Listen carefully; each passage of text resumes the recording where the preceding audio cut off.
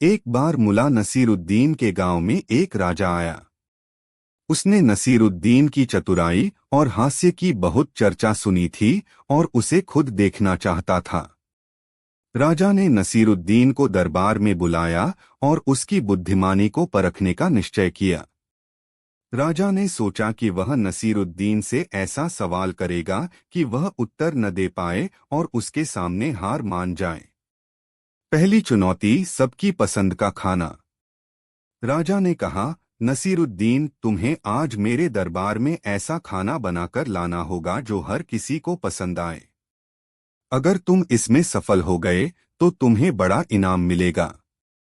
नसीरुद्दीन ने सोचा और मुस्कुराते हुए कहा, महाराज, कल तक इंतजार कीजिए, आपको ऐसा खाना जरूर मिलेगा जो सभी को पसंद आए।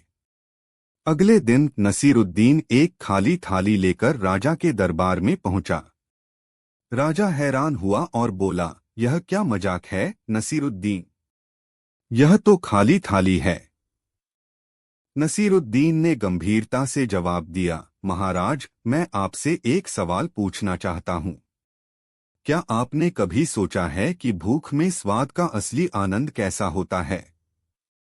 भूख ही एकमात्र वह चीज है जो हर इंसान को सबसे प्रिय लगती है, और हर किसी को भूखे पेट में जो भी मिले वह अच्छा लगता है। राजा उसकी बात से प्रभावित हुआ और माना कि वह सचमुच चतुराई से भरा हुआ था। राजा ने उसे इनाम के रूप में सोने की मुद्राएं दी, लेकिन वह संतुष्ट नहीं हुआ और एक नई चुनौती तैयार की। दूसरी चुनौती, सबसे बड़ा झूठ। राजा ने सोचा कि इस बार वह नसीरुद्दीन से ऐसा काम कराएगा जिससे उसकी चतुराई का असली परीक्षण हो सके। राजा ने कहा, नसीरुद्दीन, अगर तुम सचमुच चतुर हो तो मुझे सबसे बड़ा झूठ बोलकर दिखाओ, लेकिन ध्यान रहे कि उसमें हास्य भी हो। नसीरुद्दीन ने कुछ देर सोचा और फिर कहा, महाराज, आज सुबह मुझे सपने में भगवान मिले और उन्होंने कहा कि आपके महल के नीचे एक विशाल खजाना छिपा हुआ है। अगर हम उसे निकालेंगे तो आपका राज्य दुनिया का सबसे अमीर राज्य बन जाएगा। राजा खुश हो गया और तुरंत अपने सिपाहियों को महल की जमीन खोदने का आदेश दिया।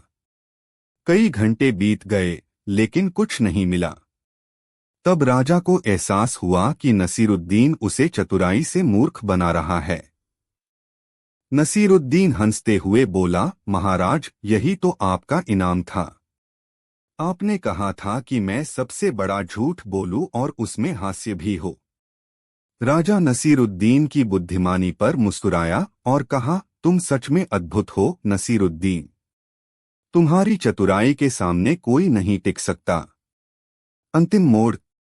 राजा ने अंत में नसीरुद्दीन को बड़ा इनाम देने का निर्णय लिया और कहा, तुमने अपनी बुद्धिमानी से हर चुनौती को पार किया है। अब तुम मुझसे कुछ भी मांग सकते हो। नसीरुद्दीन ने कहा, महाराज, मैं केवल यही चाहता हूं कि आप हमेशा अपने राज्य के लोगों की भलाई के लिए सोचें और उनके हित में काम करें। राजा उसकी सोच और सादगी से बहुत प्रभावित हुआ। उसने वादा किया कि वह हमेशा अपने राज्य की भलाई के लिए काम करेगा। इस तरह नसीरुद्दीन ने न केवल राजा का दिल जीता बल्कि अपने गांव के लोगों के लिए एक बड़ा योगदान दिया। अंत। इस कहानी से यह सीखने को मिलता है कि असली चतुराई केवल अपनी जीत में नहीं बल्कि दूसरों की भलाई और सच्चाई में होती है। नसीरुद्दीन ने अपनी समझदारी से राजा को सिखाया कि महानता बुद्धिमानी के साथ दूसरों के हित में काम करने में है। कहानी एक बार का जिक्र है। मुल्ला नसीरुद्दीन के गांव में उनके एक पुराने दोस्त का आगमन हुआ। उनका दोस्त बहुत समय बाद मुल्ला से मिलने आया था, इसलिए मुल्ला ने उसकी खूब आवभगत की और अपने घर में ठहराया। दोनों ने साथ में खूब बातें की, पुराने दिनों को याद किया और हंसी मजाक में रात गुजार दी। अगले दिन नसीरुद्दीन के दोस्त ने सोचा कि मुल्ला को उसकी मेहमाननवाजी के लिए कुछ इनाम देना चाहिए। उसने मुल्ला से कहा, मुल्ला, तुमने मेरी इतनी आवभगत की है, बदले में मैं तुम्हें कुछ देना चाहता हूँ। बताओ तुम्हें क्या चाहिए। मुल्ला ने थोड़ी देर सोचा और फिर मुस्कुराते हुए बोला, दोस्त, अगर तुम सच में कुछ देना चाहते हो तो मुझे एक सोने का सिक्का दे दो। मुल्ला का दोस्त थोड़ा चौंका। उसे उम्मीद थी कि मुल्ला कुछ मामूली चीज मांगेगा। फिर भी उसने उसे एक सोने का सिक्का दे दिया। मुल्ला ने सिक्का लिया और उसे तुरंत एक थैले में डाल दिया, जो उसने अपने घर के एक कोने में रखा था। उसके बाद दोनों ने फिर से बातें करनी शुरू की। अगले दिन मुल्ला का दोस्त फिर से उसके पास आया और मुल्ला को हंसी हंसी में फिर पूछा, मुल्ला, आज तुम मुझसे क्या मांगोगे? मुल्ला ने बिना झिझक कहा, एक और सोने का सिक्का। अब दोस्त को थोड़ा अजीब लगा, लेकिन उसने फिर भी सिक्का दे दिया।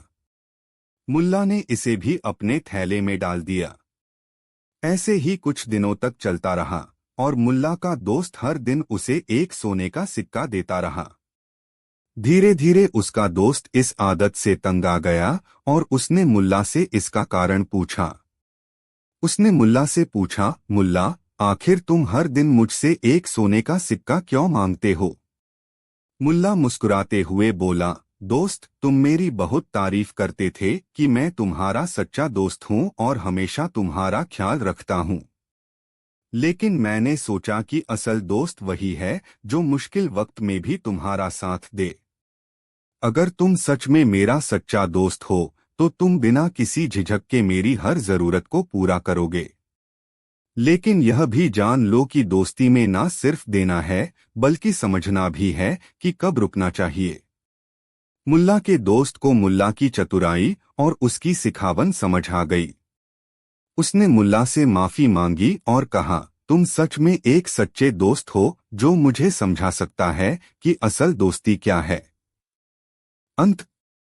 इस कहानी से मुल्ला नसीरुद्दीन ने अपने दोस्त को यह सिखाया कि सच्ची दोस्ती में सिर्फ देना या लेना नहीं होता, बल्कि यह समझ भी जरूरी होती है कि कब रुकना चाहिए और कब एक दूसरे के साथ खड़े होना चाहिए। कहानी 2। एक दिन मुल्ला नसीरुद्दीन बाजार से घर जा रहे थे। अचानक उन्होंने देखा कि एक भिखारी सड़क किनारे बैठा है और आते जाते लोगों से भीख मांग रहा है। नसीरुद्दीन को भिखारी पर तरस आया और उन्होंने सोचा कि उससे बात की जाए। बातचीत की शुरुआत। नसीरुद्दीन, है भाई, तुम हर दिन यहाँ बैठकर भीख क्यों मांगते हो? क्या तुम काम नहीं कर सकते? भिखारी, मुल्ला साहब, मेरे पास काम करने के लिए कुछ नहीं है। लोग मुझे यहाँ पैसे दे जाते हैं जिससे मेरा गुजारा हो जाता है। नसीरुद्दीन, अच्छा, तो क्या तुम मानते हो कि भीख से तुम्हारी सभी जरूरतें पूरी हो जाती हैं? भिखारी, हाँ मुल्ला साहब, लोग मुझे जो भी देते हैं उससे मैं अपना दिन काट लेता हूँ। मुल्ला का एक मजेदार विचार। मुल्ला नसीरुद्दीन के दिमाग में एक चतुर विचार आया।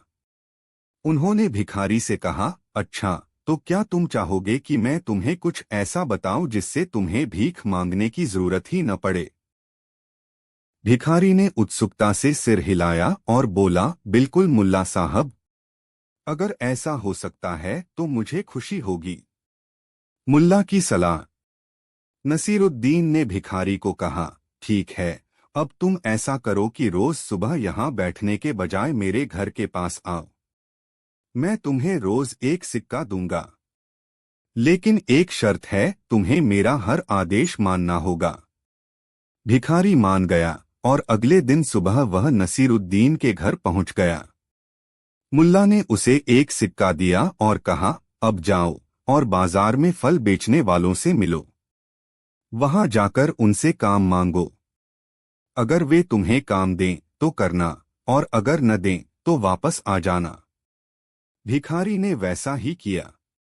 उसने बाजार में फल बेचने वालों से काम मांगा और एक व्यापारी ने उसे फल बेचने का काम दे दिया। उसने उस दिन काम किया और दिन के अंत में मेहनत की कमाई से कुछ पैसे कमाए। बदलाव की शुरुआत। धीरे धीरे भिखारी को हर रोज काम मिलने लगा और उसकी स्थिति बेहतर होती गई। कुछ हफ्तों बाद भिखारी नसीरुद्दीन के पास आया और बोला, मुल्ला साहब, अब मुझे आपसे रोज का सिक्का नहीं चाहिए। अब मैं अपनी मेहनत से खुद कमा सकता हूँ। मुल्ला का उत्तर। नसीरुद्दीन ने मुस्कुराते हुए कहा, देखो, तुम्हें भीख की नहीं बल्कि मेहनत की आदत डालनी थी। असली दौलत वही होती है जो मेहनत से कमाई जाती है, न कि भीख मांगकर। अब तुम एक मेहनती इंसान हो और तुम्हें दूसरों पर निर्भर होने की जरूरत नहीं है। भिखारी ने मुल्ला का धन्यवाद किया और यह वादा किया कि वह अब कभी भीख नहीं मांगेगा। सीख। इस कहानी से यह सीख मिलती है कि किसी भी स्थिति से बाहर निकलने का रास्ता मेहनत और आत्मनिर्भरता में ही है। मुल्ला नसीरुद्दीन ने भिखारी को पैसे देकर मदद करने के बजाय उसे अपने पैरों पर खड़ा होने की सीख दी। कहानी 3। नसीरुद्दीन एक चतुर और मजाकिया व्यक्ति थे और उनके दोस्त हसन हमेशा उनके साथ रहते थे। दोनों के बीच बहुत गहरी दोस्ती थी और वे अक्सर एक दूसरे की मदद करते थे। एक दिन उन्होंने फैसला किया कि वे एक लंबी यात्रा पर जाएंगे ताकि नए अनुभव प्राप्त कर सकें। नसीरुद्दीन और हसन ने अपनी यात्रा शुरू की। रास्ते में उन्होंने कई गांवों और शहरों को पार किया। उनकी यात्रा में मजेदार किस्से और रोमांच भरे थे। लेकिन एक दिन जब वे एक जंगल में पहुंचे तो अचानक एक बड़ा बाघ उनके सामने आ गया। हसन डरते हुए, नसीरुद्दीन, हम क्या करेंगे? हमें तो बाघ से बचना होगा। नसीरुद्दीन शांत रहते हुए, चिंता मत करो हसन, मैं एक योजना बनाता हूं। नसीरुद्दीन ने तुरंत एक पेड़ के पीछे छिपने का फैसला किया। बाघ ने उनकी ओर बढ़ना शुरू किया। नसीरुद्दीन ने हसन से कहा, जब मैं बाघ को आकर्षित करूं, तुम पेड़ पर चढ़ जाओ। हसन ने ऐसा ही किया। नसीरुद्दीन ने बाघ से बात करना शुरू किया। नसीरुद्दीन साहस दिखाते हुए, ओ बाघ, तुम इतने बड़े और ताकतवर हो। तुम जानवरों के राजा हो। मुझे तुम्हारी शक्ति की बहुत प्रशंसा है। बाघ ने सोचा, यह आदमी मुझे तारीफ कर रहा है। शायद वह मुझसे दोस्ती करना चाहता है। नसीरुद्दीन ने अपनी बातों से बाघ को बहलाना शुरू किया। उन्होंने कहा, तुम्हें पता है, हसन मेरा सबसे अच्छा दोस्त है। यदि तुम चाहते हो तो मैं तुम्हें उसे पेश कर सकता हूं। वह तुम्हारी शक्ति को देखकर बहुत प्रभावित होगा। बाघ ने सोचा कि दोस्ती करना बुरा नहीं है, इसलिए उसने हसन की ओर देखा जो पेड़ पर छिपा हुआ था। हसन ने देखा कि बाघ ने उनकी बातों को गंभीरता से लिया है। उसने सोचा कि अब मौका है। उसने पेड़ से नीचे उतरकर नसीरुद्दीन के पास आने का फैसला किया।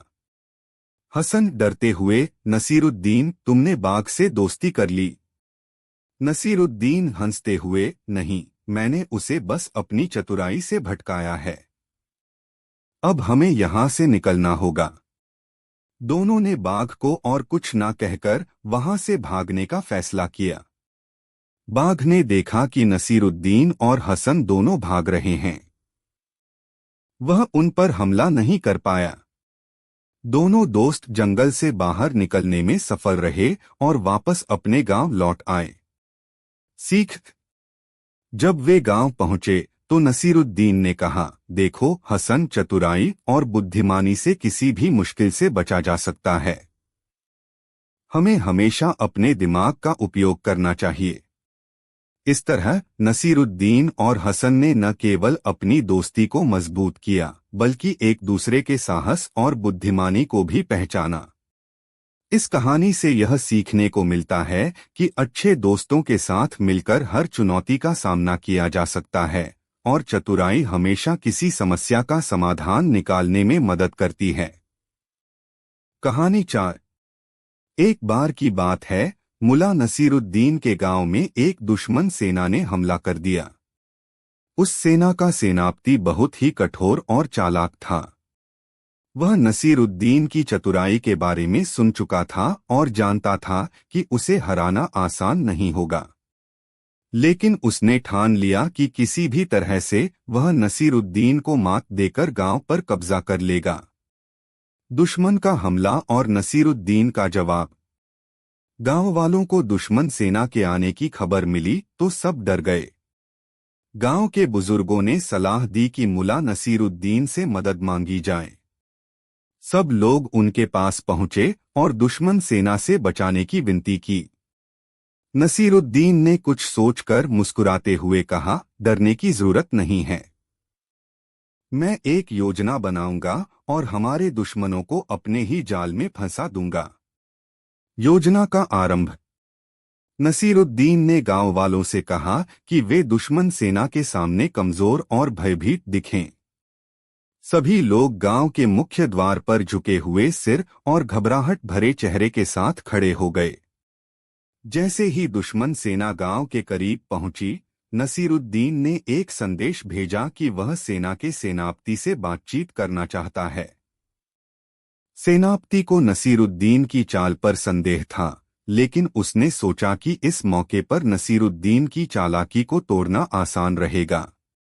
नसीरुद्दीन की बुद्धिमानी। जब नसीरुद्दीन और सेनापति आमने सामने आए तो सेनापति ने अहंकार से कहा, तुम्हें तो मैं चालाक समझता था, लेकिन तुम तो डरे हुए लग रहे हो।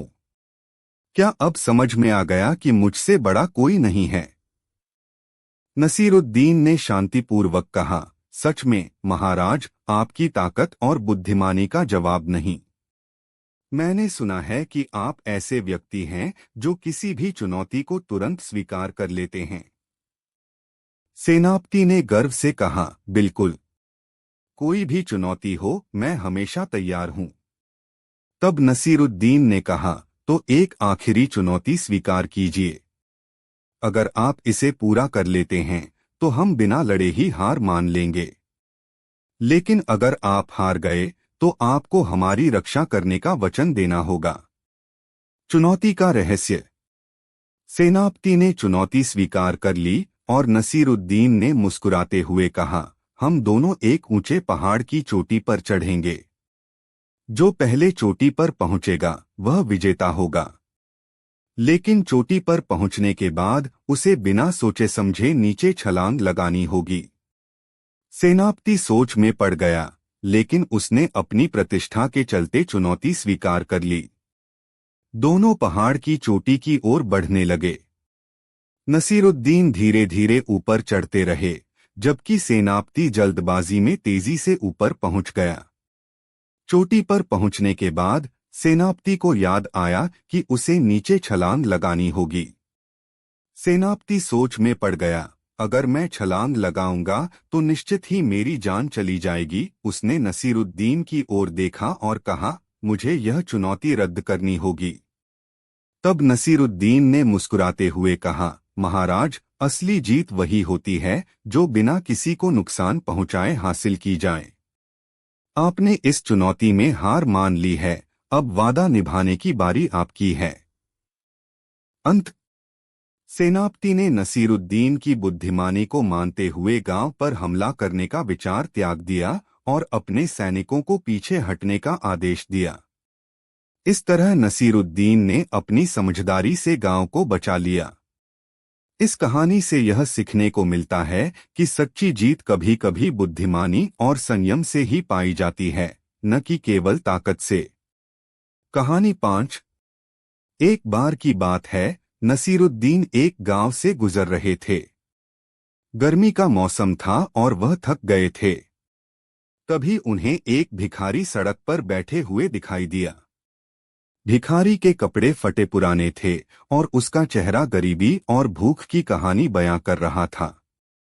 भिखारी की बातें। नसीरुद्दीन ने उसके पास जाकर पूछा, भाई, तुम यहाँ क्यों बैठे हो? क्या तुम्हें कुछ खाना नहीं मिला? भिखारी ने सिर झुकाकर कहा, मुल्ला, मैं कई दिनों से भूखा हूं। लोग मुझे अनदेखा करते हैं। कभी कभी कुछ चंद सिक्के मिल जाते हैं, लेकिन इससे कुछ नहीं होता। जीवन बहुत कठिन है। नसीरुद्दीन का प्रस्ताव। नसीरुद्दीन ने सोचा कि उन्हें कुछ करना चाहिए। उन्होंने भिखारी से कहा, मैं तुम्हें एक सलाह दूंगा। अगर तुम इसे मानोगे तो तुम्हारी किस्मत बदल सकती है। भिखारी ने उत्सुकता से पूछा, क्या सलाह है मुला? नसीरुद्दीन ने मुस्कुराते हुए कहा, तुम्हें यह सोचकर काम करना होगा कि तुम एक बड़े व्यापारी हो। तुम्हारी बातों में आत्मविश्वास होना चाहिए। अगर तुम खुद पर विश्वास करोगे तो लोग भी तुम पर विश्वास करेंगे। भिखारी का प्रयास। भिखारी ने नसीरुद्दीन की सलाह मानी। उसने अपने आप को एक व्यापारी मान लिया और खुद से बातें करना शुरू कर दिया। वह अब भी वहीं बैठा था, लेकिन अब उसने एक नया नजरिया अपनाया। वह गुजारिश करने के बजाय लोगों से अपने व्यापार के बारे में बताने लगा। वह कहने लगा, मैं एक सफल व्यापारी हूं और मेरे पास बेहतरीन सामान है। अगर तुम खरीदना चाहो तो मुझे बताओ। लोगों की प्रतिक्रिया। गांव के लोग पहले तो चौंक गए, लेकिन फिर उनकी हंसी निकल गई। किसी ने कहा, तुम्हारे पास तो कुछ नहीं है, लेकिन भिखारी ने आत्मविश्वास से कहा, हर सफल व्यापारी ने कभी न कभी शुरुआत की है। मैं यहां अपनी बिक्री का उद्घाटन कर रहा हूं। लोगों ने उसकी बातों में दिलचस्पी ली और धीरे धीरे उसे कुछ पैसे देने लगे। भिखारी ने कुछ रुपए इकट्ठा किए और नसीरुद्दीन का धन्यवाद किया। नसीरुद्दीन की सलाह का असर। कुछ दिनों बाद भिखारी ने अपनी स्थिति में सुधार करना शुरू कर दिया। वह लोगों के बीच खुद को एक व्यापारी मानकर व्यवहार करने लगा। वह अब न केवल पैसे कमाने लगा, बल्कि उसने कुछ दोस्तों को भी बना लिया। एक दिन भिखारी ने नसीरुद्दीन से कहा, आपकी सलाह ने मेरी जिंदगी बदल दी। अब मैं सिर्फ भूखा नहीं हूं, बल्कि एक आत्मनिर्भर व्यक्ति हूं। अंत। नसीरुद्दीन ने मुस्कुराते हुए कहा, याद रखो भिखारी, असली धन किसी चीज में नहीं, बल्कि आत्मविश्वास में होता है। जब तुम खुद पर विश्वास करते हो तो दुनिया भी तुम पर विश्वास करती है। इस कहानी से यह सीखने को मिलता है कि आत्मविश्वास और सकारात्मक सोच किसी भी परिस्थिति को बदल सकती है। भिखारी ने नसीरुद्दीन की सलाह से न केवल अपनी जिंदगी बदली, बल्कि अपने सपनों को भी साकार किया। कहानी 6। एक बार की बात है, मुल्ला नसीरुद्दीन के घर पर एक चोर ने धावा बोला। रात के अंधेरे में चोर धीरे धीरे उनके घर में घुस गया और इधर-उधर कीमती सामान तलाशने लगा। मुल्ला नसीरुद्दीन उसी समय अचानक जाग गए। उन्होंने धीरे से चोर को देखा और चुपचाप एक योजना बनाई। मुल्ला की चालाकी। मुल्ला नसीरुद्दीन ने चोर को बिना डराए चुपचाप उसकी हरकतों को देखना शुरू किया। जब चोर ने मुल्ला का बिस्तर देखा तो वह समझा कि वहां कुछ कीमती चीजें हो सकती हैं। मुल्ला ने यह भांप लिया और सोचा कि इसे एक सबक सिखाना चाहिए। मुल्ला का नाटक। मुल्ला चुपचाप चोर के पास गए और कहने लगे, भाई, लगता है कि तुम यहाँ पहली बार आए हो और शायद कुछ चीजें ढूंढ रहे हो। मैं तुम्हारी मदद कर सकता हूँ। चोर ने आश्चर्य से मुल्ला को देखा और सोचा कि शायद यह व्यक्ति पागल है। चोर ने मुल्ला का साथ देने का नाटक किया और कहा, हाँ, मुझे कुछ पैसे चाहिए। तुम मदद करोगे तो बहुत अच्छा होगा। मुल्ला का जवाब। मुल्ला मुस्कुराए और बोले, बिल्कुल। मेरे पास जो भी थोड़ा बहुत है वह मैं तुम्हें दे सकता हूँ, परंतु एक शर्त है। हमें यह काम शांति और चुपचाप करना चाहिए ताकि पड़ोसी जाग न जाएं। चोर ने हामी भरी और सोचा कि शायद बिना कोई हंगामा किए वह आसानी से लूट का माल लेकर भाग जाएगा। मुल्ला ने चोर को अपने घर के अलग अलग हिस्सों में ले जाकर दिखाया और कुछ पुरानी चीजें उसे सौंप दीं। मुल्ला नसीरुद्दीन ने सोचा कि अब इसे सिखाने का समय आ गया है। चोर का सबक। अंत में मुल्ला ने चोर को अपने किचन में ले जाकर एक बड़े खाली बर्तन की ओर इशारा किया और कहा, यह बर्तन बेहद खास है। अगर तुम इसे लेकर जाओगे तो तुम्हें रोज रात में इस बर्तन को देखना होगा और ईमानदारी से अपनी मेहनत की कमाई इसमें डालनी होगी। इस तरह तुम अमीर बन जाओगे और चोरी छोड़ सच्ची कमाई से खुश रहोगे। चोर को मुल्ला की बातों का गूढ़ अर्थ समझ में आया। उसने अपने किए पर शर्मिंदगी महसूस की और मुल्ला से माफी मांगी। चोर ने कहा, आपने मेरी आंखें खोल दी। मैं वादा करता हूं कि अब से मेहनत की कमाई ही करूंगा। अंत मुल्ला नसीरुद्दीन ने चोर को गले लगाया और उसे सही रास्ते पर चलने का मार्ग दिखाया। इस कहानी से यह शिक्षा मिलती है कि चतुराई से किसी को सही राह पर लाया जा सकता है। मुल्ला की सरलता और बुद्धिमानी ने एक चोर को सुधरने का मौका दिया और उस दिन के बाद वह चोर ईमानदारी से काम करने लगा। कहानी 7 नसीरुद्दीन और राजा की बड़ी कहानी। एक समय की बात है, एक छोटे से राज्य में नसीरुद्दीन नामक एक चतुर व्यक्ति रहता था। वह अपने बुद्धिमान विचारों और हास्य के लिए प्रसिद्ध था। उसके अनोखे उत्तर और हास्य ने उसे सभी के दिलों में एक खास जगह दिलाई थी। एक दिन राजा ने उसे दरबार में बुलाया और उसके ज्ञान की परीक्षा लेने का निश्चय किया। दरबार में नसीरुद्दीन। जब नसीरुद्दीन दरबार में पहुंचे तो राजा ने उसे एक गंभीर प्रश्न पूछने का फैसला किया। राजा नसीरुद्दीन, बताओ, सबसे बड़ा खजाना क्या है? नसीरुद्दीन, महाराज, सबसे बड़ा खजाना वह है जिसे हम अपने दिल में रखते हैं, खुशी। धन से ज्यादा महत्वपूर्ण है खुश रहना। राजा ने नसीरुद्दीन की बात सुनी और सोचा, यह तो सही है, लेकिन क्या यह केवल एक मजाक है? अगला प्रश्न। फिर राजा ने एक और सवाल किया, अगर तुम्हें यह खजाना हासिल करना हो तो तुम क्या करोगे? नसीरुद्दीन, महाराज, मैं खुशी की तलाश में नहीं बल्कि उसे बांटने की कोशिश करूंगा, क्योंकि जो खुशी बांटता है वह खुद भी खुश रहता है। राजा को यह उत्तर बहुत पसंद आया, लेकिन वह नसीरुद्दीन की बुद्धिमानी को और चुनौती देना चाहता था। एक कठिनाई। राजा ने नसीरुद्दीन को एक कठिनाई में डालने का निर्णय लिया। उन्होंने कहा, अगर तुम्हारे पास एक दिन की समय सीमा हो और तुम्हें अपने राज्य को खुश करने का कोई तरीका खोजना हो तो तुम क्या करोगे? नसीरुद्दीन ने सोचा और कहा, महाराज, मैं एक मेले का आयोजन करूंगा जहां लोग खेलें, गाएं और खुशी मनाएं। लेकिन मेले का मुख्य आकर्षण यह होगा कि हर कोई अपनी समस्या वहां रख सकेगा और हम मिलकर उनका समाधान निकालेंगे। मेले का आयोजन।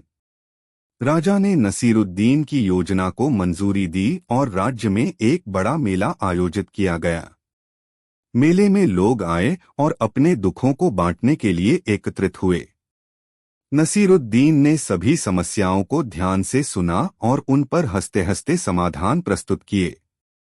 लोगों ने अपनी समस्याओं को भूलकर हंसना शुरू किया और धीरे धीरे एक दूसरे के साथ जुड़ने लगे। मेले में खुशी और उल्लास का माहौल बन गया। राजा की प्रतिक्रिया। राजा ने मेले का नजारा देखा और नसीरुद्दीन की बुद्धिमानी की प्रशंसा की। उन्होंने कहा, तुमने साबित कर दिया कि असली खजाना खुशी में है और उसे बांटने में है। तुम मेरे दरबार के सबसे बड़े बुद्धिमान हो। अंत। इस तरह नसीरुद्दीन ने राजा और राज्य के लोगों को यह सिखाया कि खुशी को बांटने से उसे और बढ़ाया जा सकता है। राजा ने नसीरुद्दीन को एक बड़ा पुरस्कार दिया और उन्हें हमेशा दरबार में बुलाने का निश्चय किया। यह कहानी हमें यह सिखाती है कि सच्ची खुशी बांटने में है और चतुराई और बुद्धिमानी से हम जीवन के कठिनाइयों का सामना कर सकते हैं। कहानी 8। एक बार की बात है, नसीरुद्दीन अपने गांव में एक साधारण जीवन जी रहे थे। एक दिन उन्होंने सुना कि गांव में एक चोर आ गया है जो रात में लोगों के घरों में घुसकर सामान चुरा रहा है। लोग बहुत चिंतित थे और सब अपनी अपनी चीजों की सुरक्षा के लिए उपाय कर रहे थे। चोर का आतंक। गांव में रात के समय सभी लोग दरवाजे बंद करके सो जाते थे। लेकिन एक रात नसीरुद्दीन ने देखा कि उनका पड़ोसी, जिसे हमेशा सोने में कठिनाई होती थी, रात में जाग रहा था। नसीरुद्दीन ने उससे पूछा, भाई तुम रात को क्यों जागे हो? पड़ोसी नसीरुद्दीन, मुझे डर है कि चोर आ सकता है। मैं अपनी चीजें बचाना चाहता हूँ। नसीरुद्दीन ने मुस्कुराते हुए कहा, तुम परेशान मत हो, मैं एक योजना बनाता हूँ। नसीरुद्दीन की योजना। नसीरुद्दीन ने अपने पड़ोसी से कहा कि उसे चोर को पकड़ने का एक उपाय है। उन्होंने कुछ मिट्टी से एक बड़ा बर्तन बनाया और उसमें कुछ बूंदें तेल डाल दी। फिर उन्होंने बर्तन को अपने दरवाजे पर रख दिया और बोले, अगर चोर यहाँ आएगा तो वह इस बर्तन में गिर जाएगा। पड़ोसी ने हैरानी से पूछा, क्या ये सच में काम करेगा?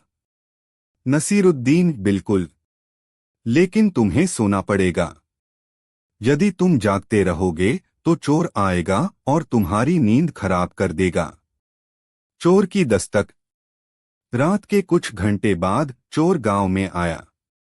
उसने देखा कि सभी लोग सो रहे हैं, लेकिन नसीरुद्दीन के दरवाजे पर एक बड़ा बर्तन रखा है। उसे लगा कि इसमें कुछ मूल्यवान है, इसलिए वह बर्तन के पास गया। जैसे ही चोर ने बर्तन को उठाने की कोशिश की, वह मिट्टी से गिर गया और बर्तन का ढक्कन उसके ऊपर गिर गया। वह बहुत चौंका और फंस गया। उसी समय नसीरुद्दीन और पड़ोसी ने उसे पकड़ लिया। पकड़ने का मजेदार तरीका। चोर, जो अब बर्तन में फंसा हुआ था, ने घबराकर कहा, मुझे छोड़ दो, मैं कभी नहीं आऊंगा।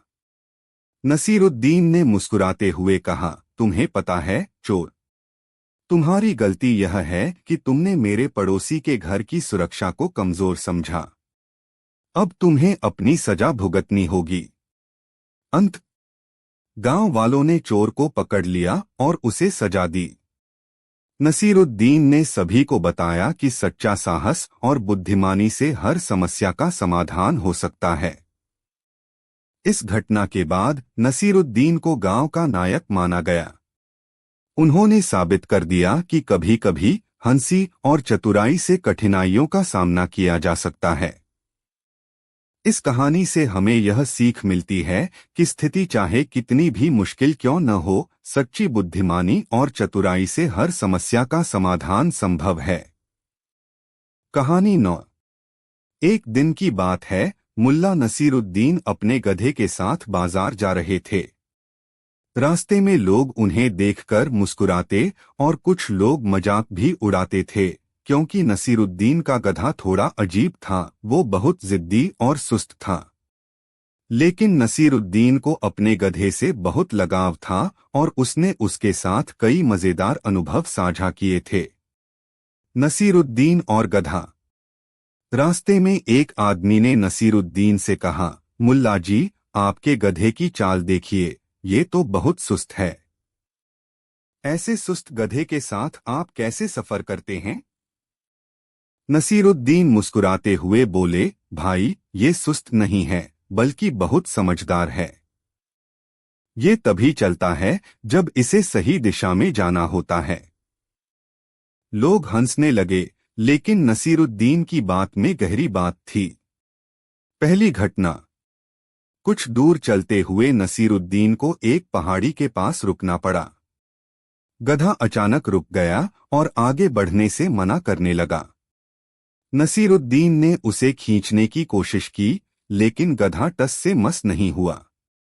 पास में खड़े कुछ लोग ये देखकर हंसने लगे और कहने लगे, मुल्ला, क्या ये गधा तुम्हारा कहना कभी मानता है? नसीरुद्दीन ने कहा, ये मेरा गधा नहीं, बल्कि मेरा साथी है। और साथी वो होता है जो अपने मन की सुने, सिर्फ दूसरों की नहीं। यह सुनकर लोग हंसी रोक नहीं पाए और उनकी बात पर गहरी सोच में पड़ गए। दूसरी घटना। कुछ और दूर जाते हुए नसीरुद्दीन के गधे ने एक जिद पकड़ ली और रास्ते में बैठ गया। नसीरुद्दीन ने उसे प्यार से कहा, मेरे प्यारे साथी, अब आगे बढ़ो। लेकिन गधा नहीं हिला। तभी नसीरुद्दीन को एक उपाय सूझा। उन्होंने गधे के सामने अपनी पोटली से एक गाजर निकाली और उसे दिखाते हुए गधे के सामने लहराने लगे। गधा गाजर देखकर धीरे धीरे उठने लगा और चलने लगा। लोगों ने यह देखकर नसीरुद्दीन का मजाक उड़ाया, मुल्ला, तुम्हें अपने गधे को चलाने के लिए गाजर दिखानी पड़ती है। नसीरुद्दीन ने हंसकर जवाब दिया, हाँ, क्योंकि हर कोई अपने तरीके से प्रेरित होता है। किसी को पुरस्कार से तो किसी को गाजर से। तीसरी घटना, गधा और पानी। थोड़ी दूर जाकर नसीरुद्दीन ने देखा कि उनके गधे को प्यास लगी है। उन्होंने एक तालाब के पास जाकर उसे पानी पीने दिया। गधा खुशी खुशी पानी पीने लगा। तभी एक आदमी ने कहा, मुल्ला, यह गधा क्या तुम्हारे बिना पानी नहीं पी सकता? नसीरुद्दीन ने हंसते हुए कहा, बिल्कुल पी सकता है, लेकिन इसे अपने साथी का साथ चाहिए। कभी कभी दूसरों की जरूरत हमें हमारे ही काम करने में खुशी देती है। अंत। यह देख लोगों ने नसीरुद्दीन के गधे को समझने का नजरिया बदल दिया। नसीरुद्दीन और उसका गधा दोनों लोगों के लिए एक उदाहरण बन गए। नसीरुद्दीन ने अपने गधे से साथ रहते हुए यह दिखा दिया कि कैसे हर प्राणी का अपना स्वभाव होता है और हम सभी का नजरिया अलग हो सकता है। इस कहानी से यह सीखने को मिलता है कि किसी का मजाक बनाने से पहले हमें उसकी स्थिति को समझना चाहिए। नसीरुद्दीन और उसके गधे की दोस्ती एक अनोखा उदाहरण बन गई, जो यह बताती है कि हर साथी अपने आप में खास होता है। कहानी 10। एक बार की बात है, मुल्ला नसीरुद्दीन अपने गांव के पास के एक बाजार से गुजर रहे थे। वहां उन्होंने देखा कि एक गरीब किसान घबराया हुआ सा खड़ा था। नसीरुद्दीन ने उसकी परेशानी जानने के लिए उसके पास गए और उससे पूछा, भाई, क्या बात है? इतने परेशान क्यों लग रहे हो? किसान ने कहा, मुल्ला साहब, मैं एक गरीब किसान हूँ। मेरे पास केवल एक गाय है, जिससे मैं अपने परिवार का पेट पालता हूँ। लेकिन आज सुबह जब मैं उठा तो मेरी गाय गायब थी। मैंने उसे पूरे गांव में ढूंढा, पर कहीं नहीं मिली। अब मैं सोच रहा हूं कि बिना गाय के मैं अपने परिवार का गुजारा कैसे करूंगा। नसीरुद्दीन ने उसकी बात ध्यान से सुनी और फिर मुस्कुराते हुए बोले, चिंता मत करो भाई, मैं तुम्हारी मदद करूंगा। नसीरुद्दीन का चतुराई भरा उपाय। नसीरुद्दीन ने किसान को सलाह दी, तुम्हें इस बात का प्रचार करना होगा कि तुम्हारी गाय कोई खास और अनोखी गाय थी। कहो कि वह चमत्कारी है और उसके दूध में ऐसी शक्ति है जो बीमारियों को ठीक कर सकती है। किसान थोड़ा हिचकिचाया, लेकिन नसीरुद्दीन की बात मानने के लिए तैयार हो गया। उसने गांव में जाकर सभी से कहना शुरू किया कि उसकी गाय चमत्कारी थी और उसके दूध में बड़ी शक्ति थी। धीरे धीरे यह खबर पूरे गांव में फैल गई और कुछ लोग तो इस चमत्कारी गाय को देखना चाहते थे। चोर का पकड़ा जाना। जैसे जैसे खबर फैली, गांव का एक व्यक्ति घबराया हुआ नसीरुद्दीन के पास आया और बोला, मुल्ला साहब, मुझे माफ कर दीजिए। मैंने ही उस किसान की गाय चुराई थी, लेकिन मुझे नहीं पता था कि वह इतनी खास गाय है। कृपया मुझे माफ कर दीजिए, मैं गाय वापस कर दूंगा। नसीरुद्दीन मुस्कुराए और बोले, गाय को किसान के घर छोड़ आओ और भविष्य में ऐसी गलती मत करना। चोर ने तुरंत जाकर गाय को किसान के घर के पास बांध दिया और गांव वालों से माफी मांग ली। किसान की खुशी।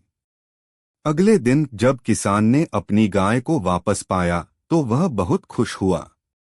वह नसीरुद्दीन के पास जाकर बोला, मुल्ला साहब, आपकी चतुराई से मेरी गाय वापस आ गई। मैं आपका बहुत आभारी हूँ। नसीरुद्दीन ने कहा, यह सब तुम्हारी ईमानदारी और मेहनत का फल है। याद रखना, कभी कभी हमें अपनी परेशानियों को हल करने के लिए थोड़ा दिमाग का इस्तेमाल करना चाहिए। सीख। इस कहानी से हमें यह सीखने को मिलता है कि समझदारी और चतुराई से बड़ी मुश्किल हल की जा सकती है। नसीरुद्दीन ने किसान की मदद अपने अनोखे तरीके से की, जिससे किसान को उसकी गाय भी वापस मिल गई और गांव में उसकी इज्जत भी बढ़ गई। कहानी 11। नसीरुद्दीन और मूर्खों से जुड़ी कई मजेदार कहानियां हैं। उनमें से एक प्रसिद्ध कहानी इस प्रकार है। नसीरुद्दीन और मूर्ख गांववाला। एक बार नसीरुद्दीन अपने गांव से दूसरे गांव जा रहे थे। रास्ते में उन्हें एक आदमी मिला जो देखने में बेहद परेशान लग रहा था। वह नसीरुद्दीन को पहचानता था और उनकी चतुराई और बुद्धिमानी के बारे में सुन चुका था। उसने सोचा कि शायद नसीरुद्दीन उसकी मदद कर सकें। मूर्ख गांववाला, नसीरुद्दीन साहब, मुझे बहुत बड़ी समस्या है। मेरी हर चीज खो गई है और मैं नहीं जानता कि उसे कैसे ढूंढूं। क्या आप मेरी मदद कर सकते हैं? नसीरुद्दीन, क्या खो गया है, यह तो बताओ। मूर्ख गांववाला, मुझे नहीं पता। बस मुझे यह याद है कि मैं इसे लेकर बहुत खुश था और अब वो नहीं है। नसीरुद्दीन ने समझ लिया कि यह आदमी बेहद उलझा हुआ है। उन्होंने हंसते हुए सोचा कि क्यों न उसे एक मजेदार सबक सिखाया जाए। नसीरुद्दीन, अच्छा, ऐसा करते हैं। हम दोनों इसे ढूंढते हैं। तुम देखो कि तुम क्या खो चुके हो और मैं देखूंगा कि मैं कैसे तुम्हारी मदद कर सकता हूं। वे दोनों मिलकर गांव के एक जगह ढूंढने लगे। पूरे दिन ढूंढने के बाद जब उन्हें कुछ नहीं मिला तो वह आदमी थक कर बैठ गया। मूर्ख गांववाला, नसीरुद्दीन साहब, मुझे लगता है कि मेरी सारी मेहनत बेकार चली गई। मैं इसे कभी नहीं ढूंढ पाऊंगा। नसीरुद्दीन मुस्कुराते हुए, कभी कभी हम जिन चीजों को ढूंढ रहे होते हैं वे हमारे पास ही होती हैं। शायद जो तुम्हें खोया हुआ लग रहा है वह तुम्हारे पास पहले से है। वह आदमी थोड़ा चौंका और खुद पर ध्यान देने लगा। उसने देखा कि उसकी पॉकेट में उसका प्यारा कंकड़ पड़ा है, जिसे वह हमेशा खुश रहने के लिए अपने साथ रखता था। मूर्ख गांववाला, ओह, यह तो मेरे पास ही था। मैंने बेवजह ही सारा गांव छान मारा। नसीरुद्दीन, देखो दोस्त, कभी कभी हमें जो खुशी और संतोष चाहिए होता है वह हमारे पास ही होता है। हमें बस उसे देखना और महसूस करना होता है। सीख। उस आदमी ने नसीरुद्दीन का शुक्रिया अदा किया और हंसी के साथ अपने रास्ते पर चला गया।